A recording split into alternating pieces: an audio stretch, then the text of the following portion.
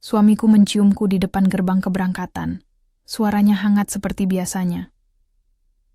"Kamu jaga Kiko ya, aku akan telepon nanti," katanya sambil memandang kami, seolah menimbang, seolah memastikan semuanya aman.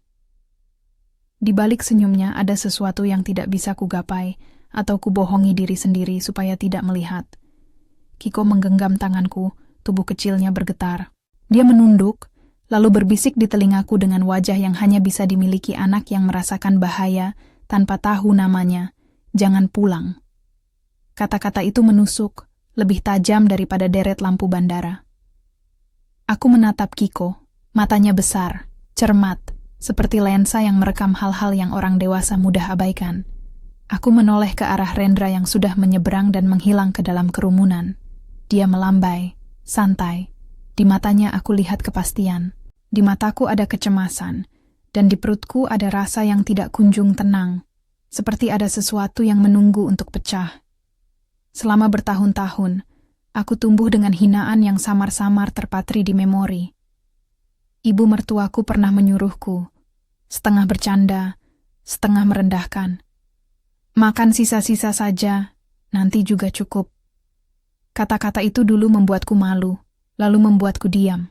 Mereka mengajari aku untuk menelan harga diri sampai lunak, untuk menyimpan hal-hal berharga dalam lipatan hatiku, dan hanya mengeluarkannya jika tak ada pilihan lain. Sekarang, di bandara, kata itu menempel lagi. Bukan sebagai ejekan, tetapi sebagai pemicu. Kenapa aku selalu diminta berdamai dengan sisa-sisa hidup? Kenapa aku merasa harus menunggu sampai ada sisa yang tersisa? Ayahku bilang, "Jangan abaikan firasat." Gumamku pada diri sendiri. Kiko mengangguk pelan, matanya menantang. Dia yang meminta kami menunggu Rendra pulang. Dia yang berkata, "Jangan pulang." Seketika aku memilih untuk percaya pada naluri kecil itu, bukan pada kata-kata terpercaya seorang suami. Kami mengikuti dari jauh, bukan dengan niat menuduh, hanya karena rasa basah di belakang tenggorokan yang tak bisa diucapkan. Mobil kami melaju pelan, menelusuri jalan kenangan yang sepi saat senja. Lampu-lampu kota menjelma menjadi bintik-bintik mengambang. Kiko tertidur sekali-sekali di kursi belakang. Napasnya seperti anak burung yang aman di sarang. Aku menoleh ke belakang dan mencubit pipinya ringan lalu menyesal ketika melihat bekas tidur itu. Kekhawatiran membuatku memeriksa ulang kunci rumah kami. Ada sesuatu yang tidak selaras. Rumah kami terasa lebih rapuh dari besi. Di sudut jalan menuju kompleks perumahan, ada van gelap yang tak pernah kulihat sebelumnya. Dia berhenti di tempat biasa dua orang parkir. Mereka turun cepat, wajahnya tertutup topi gelap. Mereka membawa alat, bukan terburu-buru seperti seorang tukang, tetapi metodis. Mereka membuka gerbang dengan kunci duplikat. Di saat itu, semua yang kubawa sebagai ketidaknyamanan menjadi jelas. Ada niat. Cahaya oranye melahap tirai malam. Aku melihat kilatan yang tak seharusnya. Bau bensin yang menusuk, suaranya lalu memecah hening seperti retakan. Jantungku berdegup keras. Tangan yang selama ini lembut menjadi keras memegang setir. Kiko terbangun. Wajahnya pucat namun matanya terang. Dia menunjuk ke jendela. Dan di mainannya yang selalu dia bawa, robot kecil yang bisa merekam video, ada sebuah lensa kecil. "Aku merekam semuanya, Ma," katanya dengan tenang yang menakutkan. Ia selalu membawa mainan itu karena suka merekam burung, lampu, tumpukan kertas. Aku ingat pernah memarahinya karena merekam sesuatu yang tak perlu. Sekarang, aku berterima kasih pada anak itu yang pernah dianggap remeh. Kami mendekati rumah dengan hati-hati. Dari kejauhan, api mulai mengunyah dinding, membentuk lidah-lidah merah yang licin. Suara kaca pecah memecah udara. Ada rasa tidak nyata, seperti menonton film orang lain. Lalu ponselku bergetar. Pesan masuk dari Rendra. Foto jalan tol, segelas kopi, emoji santai. Satu baris teks yang singkat tapi jelas. "Tenang, aku sedang urus meeting di luar kota. Jaga dirimu baik-baik." Alamah tanganku kaku. Kata-kata itu terasa seperti penutup pintu pada kenyataan. Seorang suami yang berkata dia di luar kota. Kenyataan menyala di depan mata kami. Lalu siapa yang membakar rumah kami? Siapa dua pria itu? Dan kenapa ada kunci duplikat? Rendra punya alasan, dan alasan itu tersaji rapi. Sebuah alibi yang terlihat sempurna di layar kecil ponsel. Di kepala orang-orang, bukti selembar pesan bisa menjadi kebenaran. Tapi bau bensin dan kilatan api tidak pernah berbohong. Kami harus lari. Api bukan sesuatu yang bisa dipelajari sebagai tamu. Ia tak minta izin. Kiko di bawah lenganku, tubuhnya yang kecil merunduk, rambutnya menempel di dahinya karena keringat. Aku membuka pintu lain di samping rumah tetangga. Dengan susah payah, kami berlindung di balik tembok bata yang masih agak sejuk. Suara siren belum tiba. Tetangga berteriak dari dalam rumahnya. Ada yang memotret, ada yang menatap kosong. Dunia kami berhenti pada frame itu. Rumah kami dilalap, dan di luar sana Rendra menulis pesan santai di sebuah rest area. Kami lari ke mobil, menuju rumah Ibu Siwi. Aku tahu dia lama menjadi pengacara, dan lebih dari itu, dia adalah satu-satunya orang yang ayahku percayai sebelum meninggal. Ibu Siwi bukan pria hukum biasa. Dia sudah tua, keras, dan punya cara menyimpan barang-barang orang seperti buku-buku yang tak pantas hilang. Ayahku pernah menyimpannya satu brankas kecil di banknya, katanya. Kalau suatu saat terjadi sesuatu, Siwi tahu caranya. Selama ini aku tidak ingin membebani Ibu Siwi. Aku menyimpan ingatan itu seperti biji yang menunggu musim. Sekarang, musimnya datang. Di perjalanan, aku menatap Kiko yang memegang robotnya erat. Tangannya yang lembut kini memegang rahasia kami kecil. Apa ada yang terekam? Tanyaku pelan. Dia menunjukkan layar, file kecil, beberapa detik, gambaran pintu yang terbuka, dua sosok yang bergerak cepat, kilatan api, lalu sebuah close-up pada kunci yang dipakai mereka. Ada suara langkah, dan di ujung rekaman, dua suara pria berbisik tentang urusan cepat, dan kunci sudah siap. Mereka tak menyadari mainan kecil itu merekam.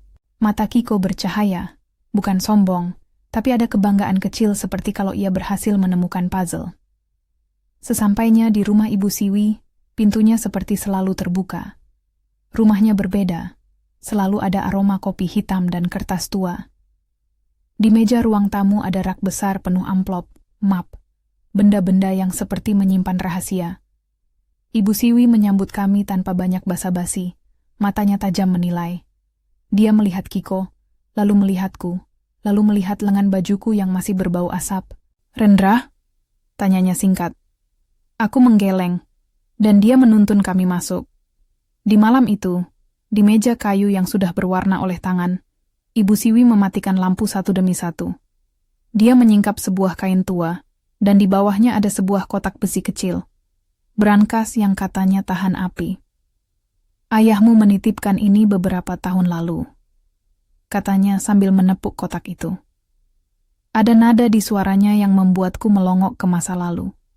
Waktu ketika aku masih percaya pada sesuatu yang lebih besar dari rasa malu itu. Dia menatapku lama. Kamu menyimpan sesuatu? Tanyanya. Aku menggeleng, padahal pikiranku penuh. Di dalam brankas itu, setelah beberapa menit yang terasa seperti usia, ada beberapa surat, sertifikat, dan sebuah buku harian kulit hitam. Kulitnya terlipat rapat. Di pojoknya ada bekas kunci kecil, liontin yang pernah ayahku pakai ketika masih hidup. Aku menyentuhnya. Ada goresan halus di permukaan buku itu. Ini bukan hanya kenangan, kata Ibu Siwi. Ini bukti. Aku membuka buku hitam itu dengan jari-jari yang gemetar. Tulisan di dalamnya rapat, huruf-huruf ayah menari seperti garis yang ingin menyelamatkan sesuatu. Di antara catatan-catatan itu, ada daftar rekening, ada nama-nama, ada nomor yang berkaitan dengan sebuah perusahaan Rendra. Semakin aku membaca, semakin jelas motifnya. Utang yang menumpuk, tekanan pada Rendra yang tidak pernah dia ceritakan karena malu, hutang pada rentenir yang namanya muncul berulang kali. Ada catatan tentang pertemuan rahasia, pembicaraan yang dicegah dicatat, transaksi yang tulus berubah menjadi perang. Ayah menulis tentang kecemasan, tentang ketakutan kalau kekayaan keluarga akan diseret, dan ditelan oleh utang itu. Dia menuliskan rencana untuk menyimpan sertifikat dan dokumen penting di berangkas tahan api, untuk waktu ketika semua tampak musnah. Di antara catatan itu, sebuah lembar menyayat. Jika Rendra berpikir bisa mendapatkan semuanya, dia lupa saya menaruh sesuatu yang lain, bukan hanya surat. Tanganku menutup halaman itu. Ada sesuatu yang tersembunyi di sana, bukan hanya akta, tetapi sesuatu yang bisa membuka kebenaran. Aku menatap Ibu Siwi. Wajahnya kaku, seperti permukaan batu. Dia ada motif, katanya pelan. Motif yang cukup untuk menyingkirkan hambatan. Napasku tertahan. Kata menyingkirkan seperti memukul cangkang telur. Di luar, jarak dari rumah ke berita berkembang cepat. Lampu polisi mulai menunjukkan garis biru merah di jalan. Namun malam itu, dalam keheningan ruang tamu Ibu Siwi, cerita menjadi lebih nyata. Bukan saja kebakaran, tetapi ada urutan rencana. Rendra punya hutang. Rendra punya tekanan. Ada pihak ketiga, rentenir, yang memerlukan uang segera. Dalam sudut-sudut catatan, ada nama seorang pria yang dikatakan mengambil alih jika sesuatu tidak berjalan. Ada pula keterangan kecil bahwa beberapa dokumen akan dibuat agar tampak seperti kebetulan. Alibi akan dirancang. Semua itu disusun rapi seperti kepingan puzzle yang menunggu tangan yang tepat. Kiko duduk di sampingku, robotnya menyala, menampilkan klip-klip kecil lagi, sebuah close-up pada kunci, suara sayup-sayup pria yang membahas urusan cepat, lalu kilasan seorang pria bertato yang berdiri di sebelah Rendra dalam sebuah gambar lama dari akun media. Kami memutar klip itu berulang. Ada kesan bahwa catatan ayah dan rekaman kecil Kiko bisa saling mengunci. Buktinya tidak berasal dari udara. Mereka punya jejak fisik, nama, dan detik. Tetapi jejak itu saja belum cukup. Di kepala Ibu Siwi, sesuatu menyalak. Cara hukumnya harus rapi, elegan, tak memaksa. Kita tidak menuntut berdasarkan emosi, katanya. Kita menuntut berdasarkan bukti yang bisa berdiri sendiri di pengadilan. Dia bicara seperti orang yang sudah memikirkan skenario ini 1000 kali. Di benakku, aku menyadari dua hal yang menakutkan sekaligus melegakan. Pertama, bahwa aku tidak pernah benar-benar mengenal suamiku. Kedua, bahwa aku punya bukti kecil yang bisa membalik meja. Tapi itu juga berarti aku harus berhadapan dengan pilihan yang selama ini kubebaskan pada diri, membiarkan sisa-sisa hidupku dimakan, atau melawan agar sisa itu menjadi fondasi sesuatu yang lebih kuat. Sementara kami berbicara, ponselku bergetar lagi. Kali ini telepon tak bergema. Hanya sebuah pesan masuk.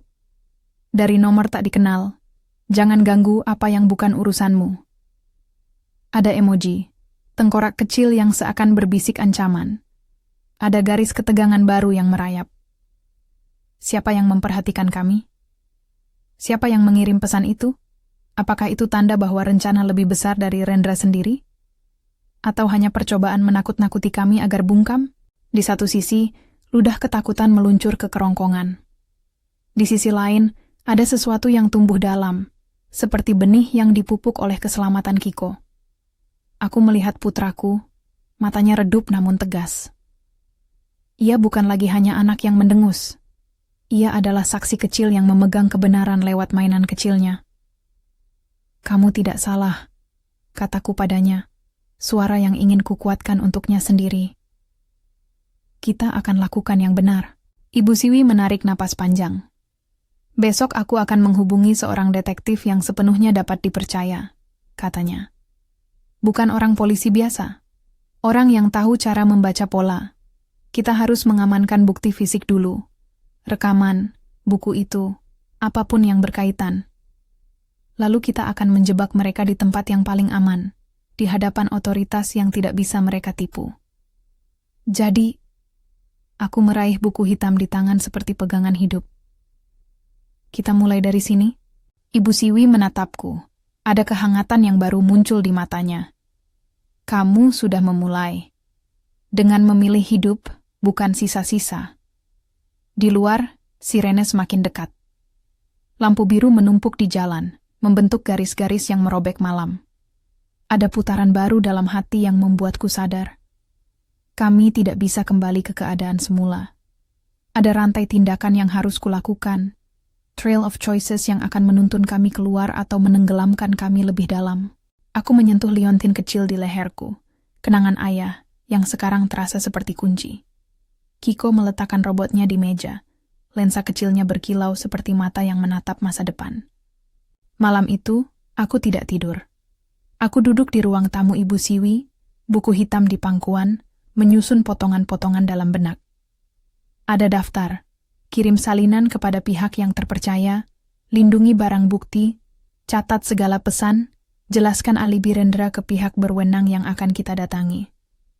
Setiap keputusan yang kubuat terasa seperti memegang seutas tali yang di ujungnya ada nyawa kami. Bukan hanya kami, tetapi masa depan Kiko. Di balik itu semua, ada ingatan yang terus mengusik.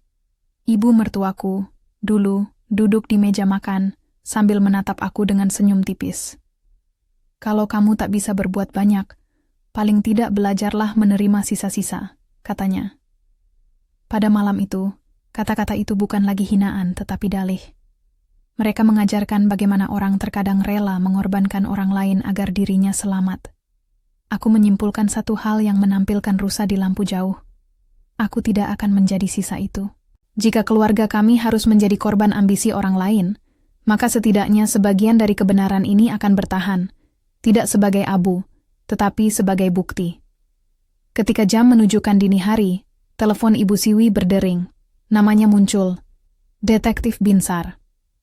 Aku mendengarkan suara di telepon, suara pria paruh baya, datar namun menandakan ketajaman. Ia meminta pertemuan pagi. Bawakan bukti awal yang tidak mudah dipentangkan, katanya singkat. Saya akan datang sendiri. Di luar rumah, kota berputar tanpa peduli. Tetapi di meja kayu itu, dengan buku hitam di antara tangan kami sedang menulis babak baru. Sebuah keputusan besar menanti. Apakah kami akan menunggu polisi biasa yang bisa saja tertarik pada alibi Rendra? Atau kami akan meyakinkan seorang penyidik yang mampu membaca kecurangan? Pilihanku akan menentukan langkah-langkah selanjutnya. Dan di dalam hatiku ada satu janji. Aku akan menjaga Kiko. Tidak seperti sisa-sisa yang disuruh dimakan oleh ibu mertuaku.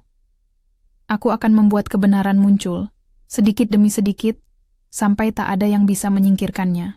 Pagi pun datang dengan kabut tipis. Saat aku menatap keluar jendela, matahari seperti menimbang. Ia meredup, tak berani menampilkan hari cerah penuh kemenangan. Di meja, mainan Kiko terletak di samping brankas terbuka. Lensanya merekam hal-hal kecil yang menurut dunia tak penting, sebuah pot bunga, goresan di bantalan kursi, bekas asap pada dinding. Tetapi di antara hal-hal itu, ada kebenaran. Dan kebenaran itu sekarang menjadi tanggung jawabku untuk menegakkannya. Bukan hanya untuk diriku sendiri, tetapi untuk anak yang berbisik, jangan pulang. Teleponku bergetar lagi. Sebuah nomor tidak dikenal. Aku menatapnya lama, lalu menolak panggilan. Di layar muncul pesan singkat. Berhenti menggali. Tidak ada nama. Tidak ada tanda. Hanya pesan yang mencoba menenggelamkan kami dalam ketakutan. Aku membalas. Kami tidak akan takut. Jariku gemetar saat mengetik, tetapi napasku tenang. Kiko menatapku dari sudut mata, dan aku tahu ini bukan lagi cerita tentang kehormatan atau harta. Ini tentang hidup dan hak untuk tidak dianggap remah. Sebelum kami pergi ke kantor Detektif Binsar, Ibu Siwi menutup kembali brankas. Ini harus masuk ke tangan pejabat yang tepat, katanya. Kalau bocor sekarang, kalau Rendra tahu kita punya ini, dia akan membakar lebih dari rumah. Ada ketakutan dalam suaranya yang tidak busuk oleh kesan dramatis. Itu ketakutan yang realistis. Kita harus berhati-hati, tambahnya. Hukum berjalan lambat, tapi kita bisa menyiapkan jebakan yang membuatnya tak berkutik. Kami keluar dari rumah Ibu Siwi tanpa banyak bicara. Di udara ada kilatan mata dari beberapa orang yang berkumpul untuk melihat reruntuhan. Kami melintasi jalan yang masih berbau asap. Di telinga ada gaung seperti suara hati orang-orang. Berita, gosip, dan rumor yang bisa merusak atau membantu. Aku menarik Kiko lebih dekat. Kau sadar ya, apa yang harus kita lakukan? Tanyaku. Dia mengangguk. Aku merekamnya, Ma. Aku tahu caranya menyimpan lebih dari mainan. Matanya serius, seolah memegang rahasia yang lebih tua dari usianya. Di sisi lain, di sebuah ruangan kantor yang rapi, seseorang membaca sumber daya kami. Seorang pria bertubuh tegap, Detektif Binsar, menghela napas saat memeriksa rekaman Kiko. Dia bukan orang yang banyak bicara di awal, tetapi ketika dia berbicara suara itu menjadi instrumen yang mengukur bukti. Ini bukan kebetulan, katanya. Ada pola, kunci duplikat, pesan alibi, rentenir yang mengintai. Orang yang menyiapkan ini tahu cara menutup jejak. Dia memandangku. Kalau kita ingin membawanya ke pengadilan, kita butuh lebih dari kebetulan. Kita butuh jebakan yang tak bisa mereka tipu. Kata-katanya membuatku merasa seperti seseorang yang sedang berdiri di ujung jurang. Menakutkan, tetapi indah karena memberi kemungkinan. Ada jeda panjang saat kami saling menatap. Di luar, kota menggeliat dengan kehidupan biasa. Orang pergi bekerja, anak-anak ke sekolah. Sebuah kontras yang mempertegas betapa bermakna langkah kami selanjutnya. Di tengah rencana yang mulai tersusun, sebuah pertanyaan yang lebih berat muncul dan menuntut jawaban. Apakah aku sanggup menyingkap wajah suami yang kusebut ayah bagi anakku?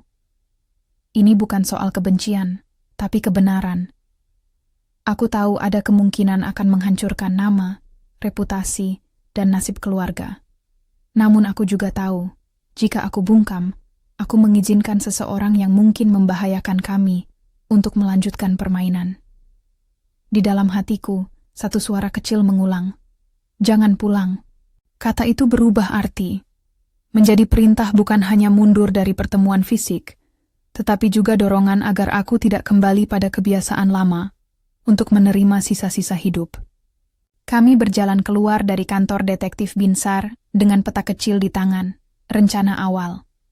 Ada daftar, amankan bukti, lindungi saksi, siapkan alibi alternatif yang kami tahu palsu, tracer untuk rekaman bank, dan persiapan untuk menghadang di tempat yang aman. Ada pula catatan mengenai kemungkinan keterlibatan rentenir, nama, lokasi, nomor telepon. Itu bukan hanya daftar. Itu adalah peta untuk menyingkap jaringan yang tampak tak berujung. Ketika kami meninggalkan kantor, aku merasa ada sesuatu yang baru dalam perutku. Bukan lagi hanya kecemasan, tetapi suatu tekad yang keluh. Aku memandang Kiko yang menggenggam robotnya. Ia masih kecil, tetapi sorot matanya matang. Di sekitar kami, dunia berjalan normal. Tak tahu ada keluarga yang akan mengubah nasibnya setelah mengangkat tutup brankas kecil yang penuh rahasia. Langkah pertama sudah dilakukan.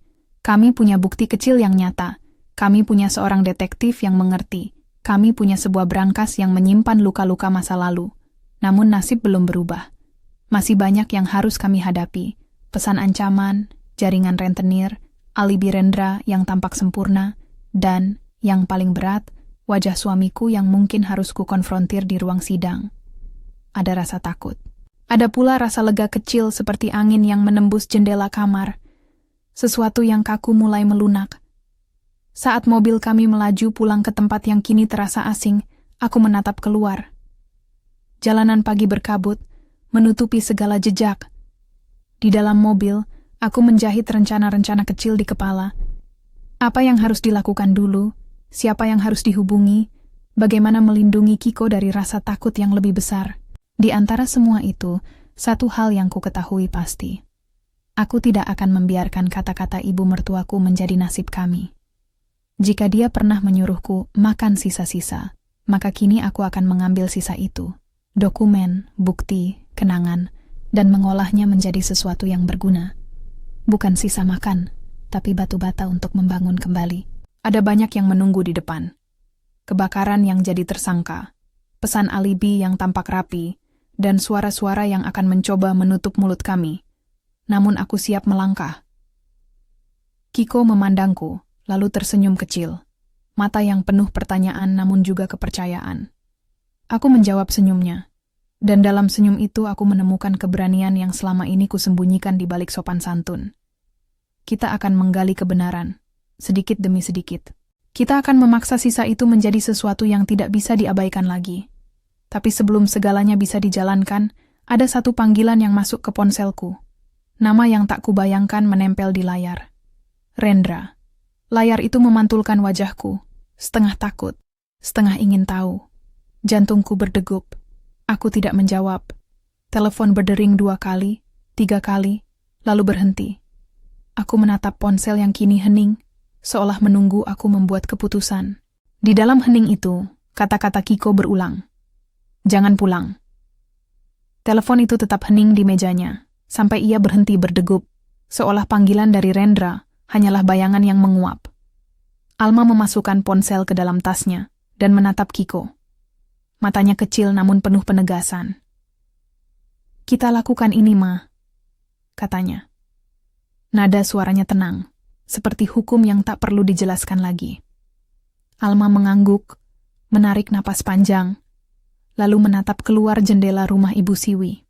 Asap dari rumahnya sendiri masih menempel pada awan-awan rendah. Kota bergerak seperti biasa, tetapi hidupnya kini berubah iramanya. Mereka bertemu detektif Binsar di sebuah kafe yang tidak jauh dari kantor polisinya. Ruang kecil dengan dinding berjubel peta dan foto-foto kasus lama.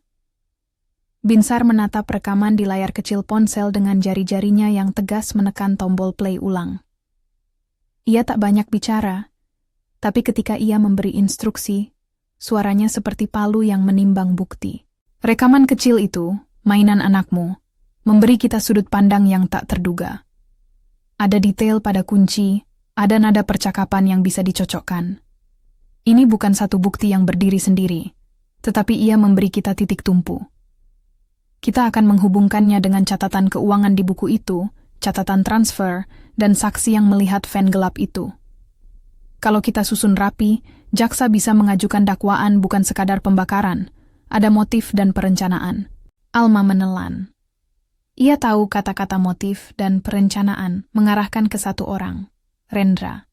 Namun ia juga tahu, ada cara hukum untuk menyusun puzzle itu sehingga tak bisa dipatahkan oleh alibi sebuah pesan santai. Apakah bukti itu dapat dibawa ke pengadilan? Tanyanya pelan.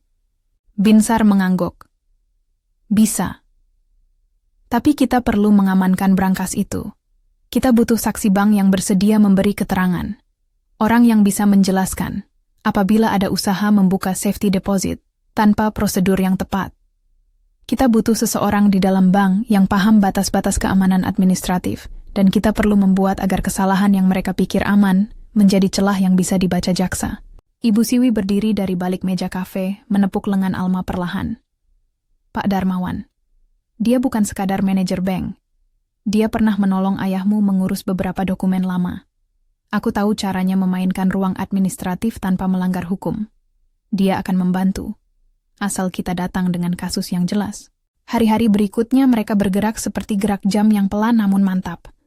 Alma merasa setiap langkahnya berat karena harus menatap nama suaminya di sejumlah dokumen.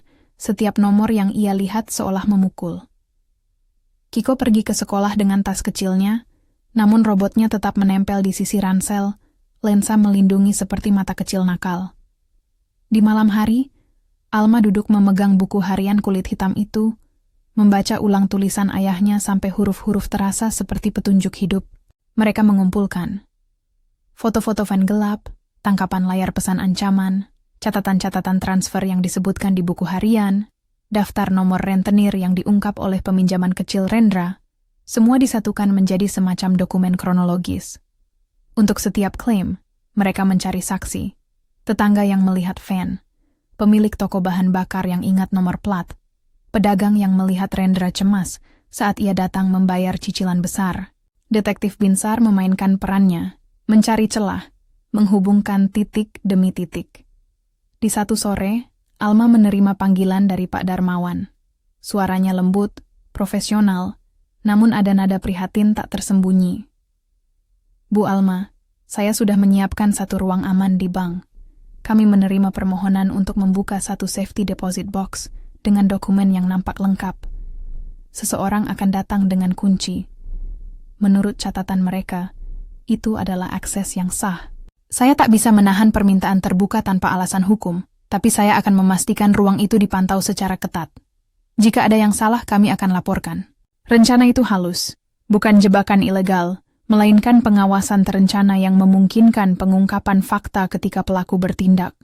Ibu Siwi membantu menyiapkan surat-surat resmi yang memperlihatkan kepemilikan sah terhadap beberapa dokumen di brankas lama, dokumen yang berkaitan dengan warisan ayah Alma, sehingga jika ada aktivitas mencurigakan, bank bisa bertindak dan polisi bisa menangkap basah. Binsar memastikan jaksa diberi ringkasan bukti terlebih dahulu, sehingga ketika momen terjadi, penegak hukum siap bergerak. Ancaman datang lagi. Kali ini bukan pesan singkat lagi, melainkan sebuah amplop tanpa alamat yang ditemukan di ambang pintu Ibu Siwi. Di dalamnya ada suatu potongan foto, siluet Kiko di dekat jendela, robot di meja, dan selembar catatan. Jangan terlalu berani. Ada yang lebih besar dari kamu. Nafas Alma tercekat.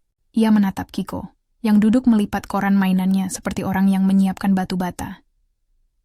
"Ma, aku tidak takut," katanya. Ada kesungguhan yang membuat dada Alma meledak dalam rasa pedih dan bangga sekaligus. Sehari sebelum jadwal akses di bank, Alma pergi menemui ibu mertuanya. Rumah ibu mertuanya selalu dingin, rapi, dengan aroma sabun yang menyengat. Alma duduk di kursi ruang tamu, menunggu respon yang ia sendiri tidak tahu harapkan. Ketika pintu terbuka, ibu mertuanya menatapnya dengan mata yang sulit dibaca. Ada jeda panjang. "Jadi ini semua tentangmu dan anak itu?" Ibu mertuanya berkata pelan. Suaranya tidak menyiksa kali ini, melainkan datar seperti penilaian yang sudah lewat masa marah. Alma mengangkat kepala. Dalam hatinya bergemuruh ratusan adegan makan bersama keluarga. Hinaan yang disisipkan berlalu lalang. "Kau pernah bilang aku harus makan sisa-sisa." Alma menghela. "Itu membuatku bertahan diam bertahun-tahun. Sekarang bukan soal sisa lagi." Ibu mertuanya menatap lama, lalu mengangkat tangan, seolah hendak menyingkap tabir lama. "Mungkin aku salah," katanya singkat. "Atau mungkin aku takut kehilangan muka. Tapi ada sesuatu yang lebih takut daripada kehilangan muka. Bila keluarga dimutilasi oleh kejahatan. Jika memang Rendra lakukan ini, jika suamimu ada di balik semua ini, kau harus bawa anakmu pergi dari sana. Dan jika kau punya bukti yang cukup, Aku akan duduk di saksi jika diperlukan." Kata-kata itu datang lambat seperti peletak batu bata. Alma merasakan sesuatu meleleh dalam dadanya. Bukan pemaafan penuh, tetapi pintu yang diketuk entah kapan tiba-tiba terbuka. Ibu mertuanya berdiri, mengangkat tangan seolah merapikan selimut emosi lama, lalu menambahkan, "Dulu aku bilang makan sisa-sisa karena aku takut diberi lebih. Sekarang aku takut bila kau harus menelan bara sendirian." Malam menjelang hari D, Alma tak tidur. Ia memeriksa lagi semua dokumen, menyimpan salinan rekaman mainan Kiko di beberapa media, menyerahkan asli ke detektif Binsar, dan menempelkan berbagai ringkasan kronologis pada papan kecil di meja. Di sudut jiwanya, kata-kata ibu mertuanya berputar. Ia merasakan transformasi kecil yang sulit diungkapkan. Dari seseorang yang diberi sisa menjadi seseorang yang mengambil apa yang menjadi haknya. Ia membayangkan menukar hinaan menjadi sesuatu yang berguna. Sebuah pondasi, sebuah yayasan, sebuah nama yang membantu perempuan lain tidak lagi memakan sisa-sisa kehidupan. Pagi hari di bank terasa tenang. Cahaya masuk lembut melalui jendela besar, tetapi setiap detil terdengar keras bagi mereka yang menunggu momen menghadapi kebenaran. Pak Darmawan menyambut Alma dengan sikap formal, namun ada simpul solidaritas yang samar. "Kami akan merekam aktivitas ini. Semua kamera internal akan merekam dari berbagai sudut. Kami akan memblokir pintu utama jika ada keganjilan," katanya. Detektif Binsar terlihat di pojok, berbicara singkat dengan dua petugas kepolisian yang didatangkan berdasarkan perintah jaksa. Ketika nama Rendra disebut, jantung Alma melejit. Ia duduk tidak jauh dari meja pelayanan, memegang tangan Kiko yang berusaha terlihat tenang. Mata anak itu kadang menoleh ke pemain rekaman robotnya, lalu kembali menatap jendela. Waktu berjalan lambat seperti karet yang diregang. Rendra datang dengan penampilan yang rapi, jas yang mahal, rambut yang rapi. Senyum yang biasa tampak menenangkan kini, seperti layar tipis yang menutupi sesuatu yang rapuh. Di sampingnya berjalan seorang pria berotot, tato samar menghiasi lengannya. Bukan sesuatu yang mudah dilihat di konser keluarga. Mereka berjalan tegap menuju meja layanan. Rendra menyerahkan sebuah kartu identitas, sebuah kunci, dan sebuah surat kuasa yang terlihat lengkap. Pak Darmawan menerima berkas, membuka lembar-lembar, namun di matanya ada kilatan yang tak terbaca. "Permintaan akses box nomor ini," katanya sambil memeriksa. "Penyerahan kunci fisik dan surat kuasa yang menyatakan Bapak berhak mewakili pemilik asli." Nada suaranya biasa, administratif. Rendra tersenyum sabar. Di hadapan semua kamera, ia berdiri seperti orang yang memiliki hak. Binsar duduk tak jauh, tubuhnya tegap, matanya tak berkedip. Ia memeriksa ulang sinyal dari tim forensik yang sudah standby, catatan transfer, tanda tangan, kesaksian mengenai fan gelap, dan, yang paling penting, rekaman mainan Kiko yang ditransfer ke layar besar di laptopnya. Ia menunggu saat yang tepat. Di sampingnya, seorang jaksa muda memegang broadcast permission dari pengadilan yang memberi mereka wewenang untuk segera bertindak bila ditemukan kejanggalan. Rendra memasukkan kunci ke dalam lubang brankas, memutar. Sebuah klik terdengar jelas. Alma menahan napas. Di dunia itu, satu putaran bisa memuat segunung perubahan. Lubang itu membuka. Mata Rendra membesar, seperti orang yang menemukan sesuatu yang ia kira pasti. Di tangannya ada map. Terlihat sama seperti yang ia cari. Ia meraih, membuka file, menatap isinya. Dokumen-dokumen yang selama ini ia anggap sebagai jalan keluar. Namun saat ia membuka map itu, layar laptop Binsar menyalak. Rekaman dari mainan Kiko diproyeksikan pada monitor besar yang terpasang di meja bank. Kamera kecil itu menangkap lebih dari yang semua duga.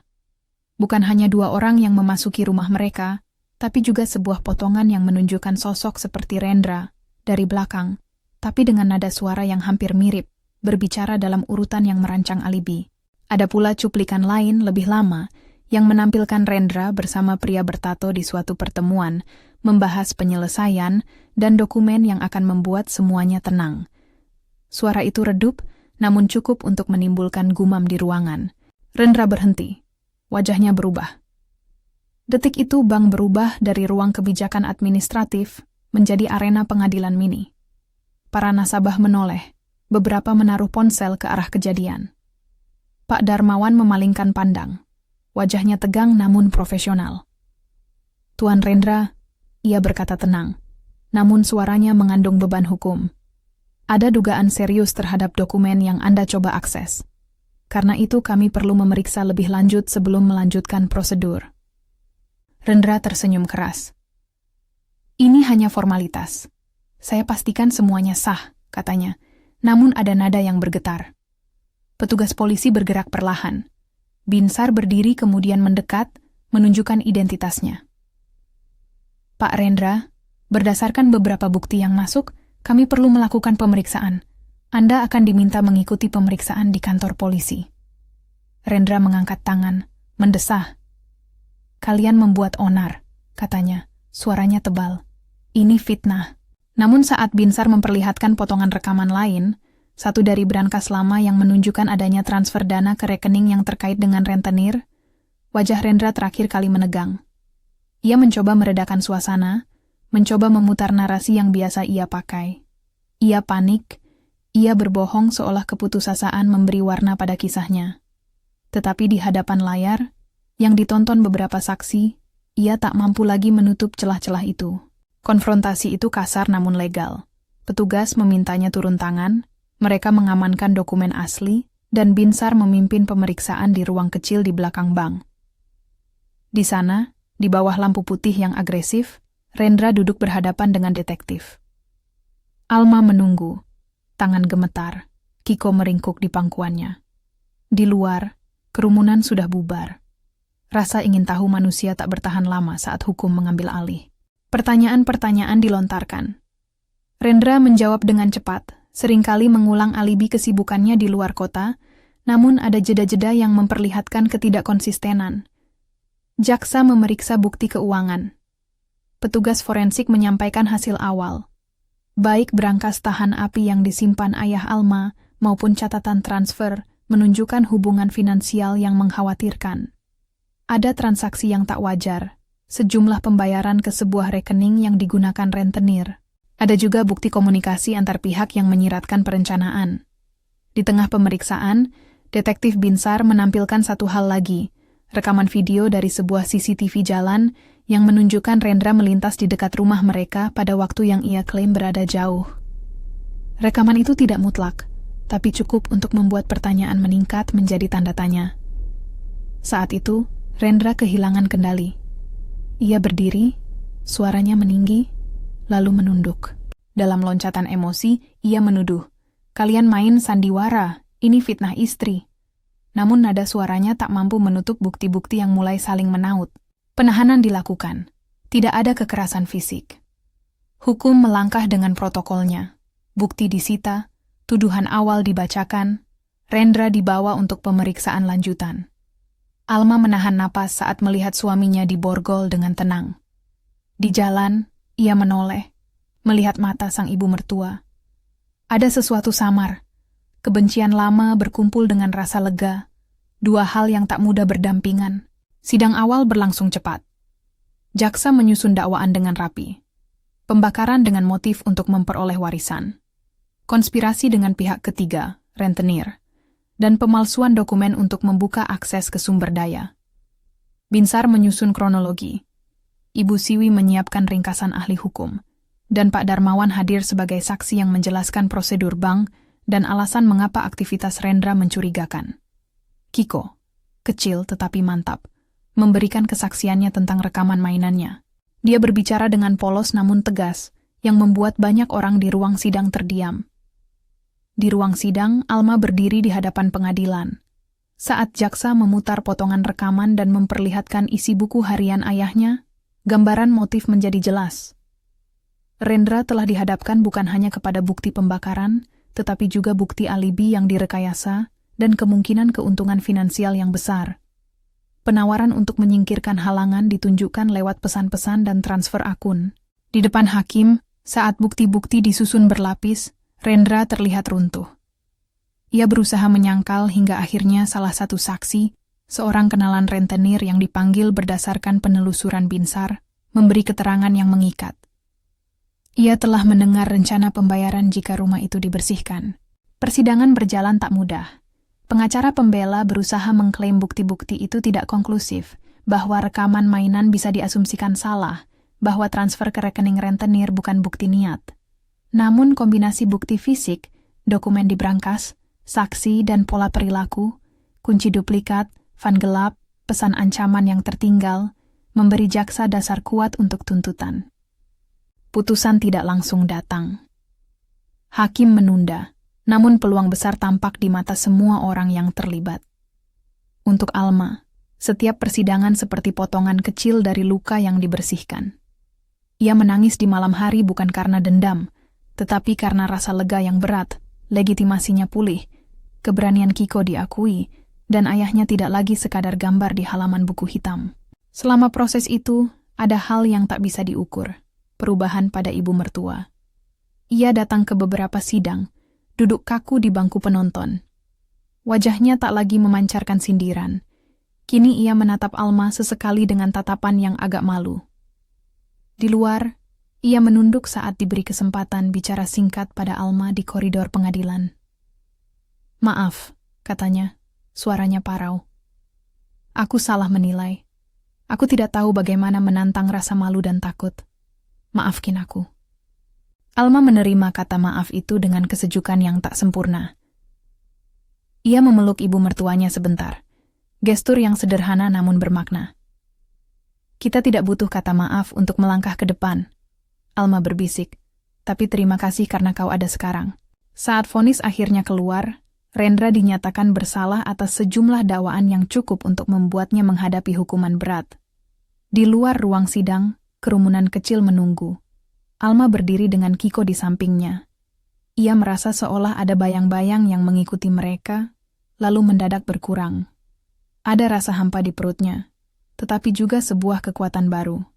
Sebuah janji yang tak terlihat tumbuh menjadi akar. Setelah vonis datang pula saat keputusan paling sulit. Apa yang akan dilakukan dengan harta yang terkait dengan tindakan kriminal? Ada tawaran dari keluarga Rendra, uang yang besar sebagai bagian dari penyelesaian privat. Ibu mertuanya ingin Alma menerima sebagian agar hidup mereka stabil. Namun di benak Alma berputar bujur satu prinsip yang selama ini ayahnya pegang. Jangan biarkan darah atau dosa menjadi batu pijakan kesejahteraan. Di rumah Ibu Siwi, bersama beberapa surat pengacara, Alma memegang pena lama milik ayahnya. Kita bisa menerima, ibu mertuanya bilang, suaranya samar. Kamu berhak hidup tenang, kau dan cucuku.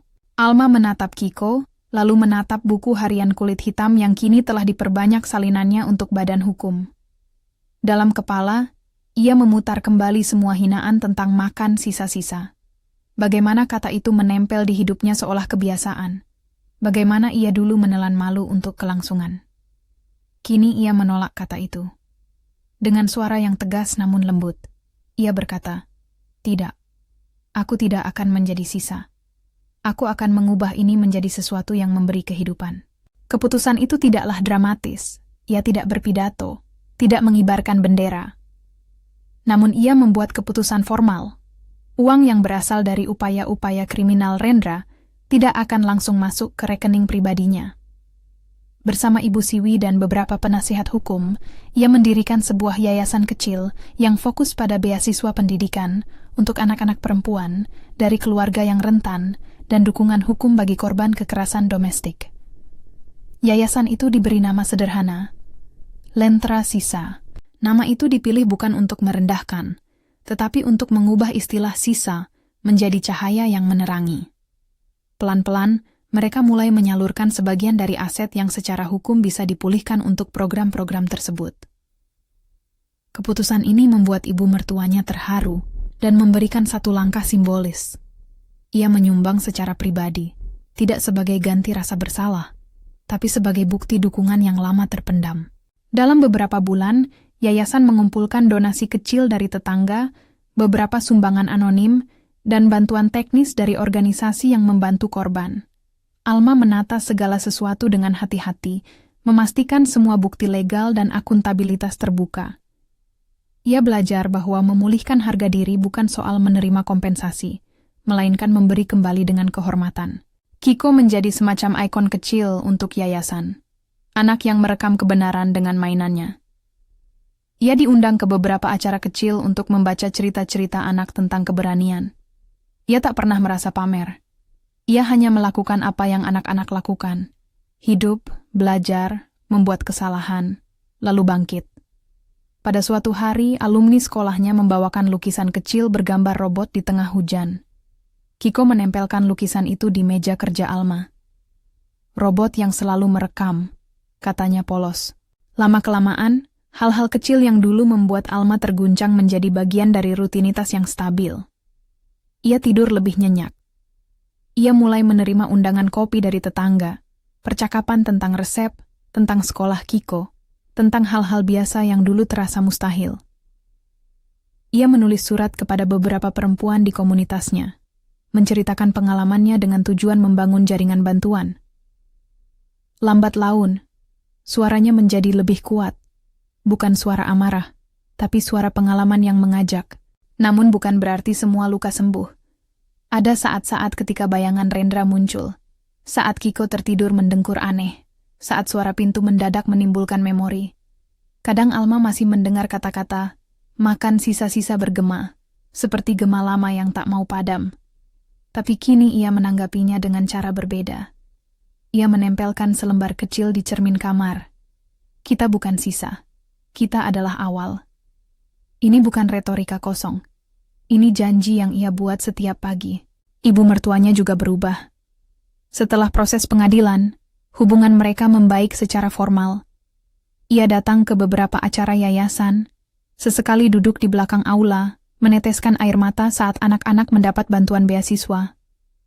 Ia tidak banyak bicara, tetapi kehadirannya menjadi bentuk dukungan yang tak terduga. Dalam kesunyian suatu sore, sang ibu mertua duduk bersama Alma di taman kecil kompleks. Aku dulu takut, katanya lembut. Takut kehilangan kehormatan, takut orang memandang. Sekarang aku tahu kehormatan terbesar adalah bertanggung jawab ketika salah terjadi. Alma hanya tersenyum. Kita semua belajar, jawabnya. Yang penting kita belajar cepat. Waktu mengubur banyak luka dengan hal-hal baru. Tawa kecil Kiko di sekolah, rapat yayasan, surat terima kasih dari keluarga penerima beasiswa. Di sela-sela itu, ia sering kembali ke meja kayu Ibu Siwi, membuka buku hitam ayahnya, membaca kalimat-kalimat yang dulu memberi petunjuk. Ayahnya menulis bukan sekadar tentang uang atau dokumen. Ia menulis tentang cara menjaga nama keluarga agar tak ternoda oleh keserakahan. Alma merasakan bahwa melakukan hal baik dengan sisa-sisa itu adalah bentuk penghormatan terakhir pada warisan orang tuanya. Pada suatu sore yang lembut, saat matahari hampir tenggelam, Alma duduk di taman bersama Kiko. Ia menonton anaknya bermain, melihat robot kecil yang kini menjadi mainan transportasi bagi cerita anak-anak di komunitasnya. Ada seorang perempuan muda datang menghampiri, memegang tangan anak kecilnya, matanya lembab. "Terima kasih," katanya. "Beasiswa ini menyelamatkan anak saya." Alma menatap wajah anak perempuan itu, lalu melihat kebolehannya sendiri.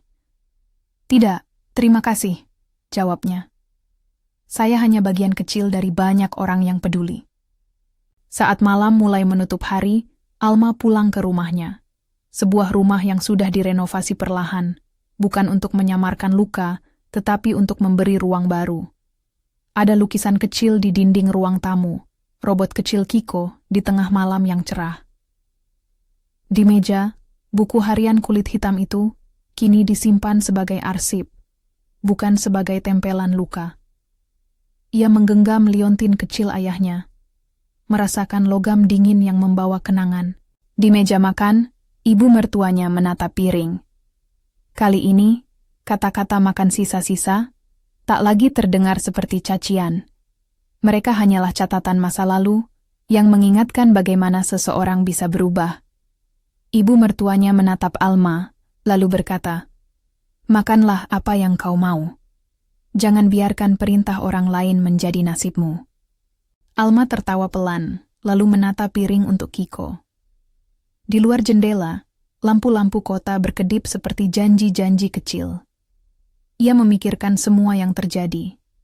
Bisikan anak di bandara, api yang merobek rumah, buku hitam yang menyimpan kebenaran, dan mainan kecil yang merekam saat dunia tak melihat.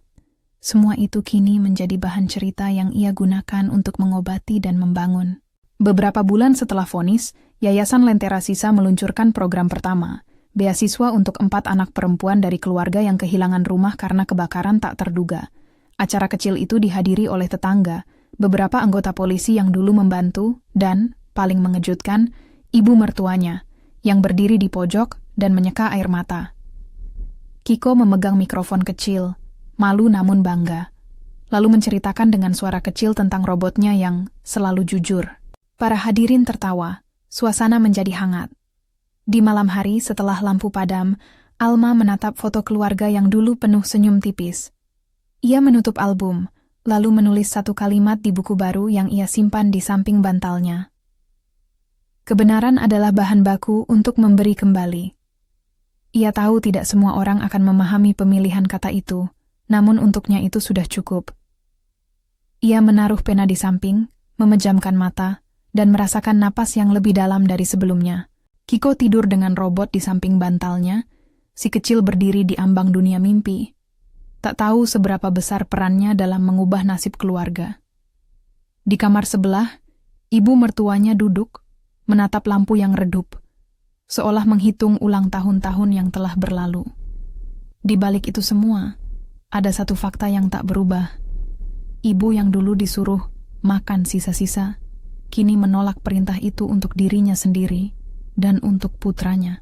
Beberapa waktu berlalu, dan yayasan mulai menerima pesan dari orang-orang yang pernah merasa menjadi sisa. Mereka menulis, mereka menitip cerita, dan beberapa dari mereka datang untuk bicara tatap muka. Alma mendengarkan, menawarkan dukungan, dan kadang-kadang hanya menawarkan secangkir teh. Ia menemukan bahwa menjadi saksi bukan hanya tentang mengungkap kejahatan, tetapi juga tentang menghadirkan ruang bagi mereka yang pernah diberi sisa. Di suatu pagi sunyi, Alma berdiri di depan sekolah Kiko saat upacara kecil.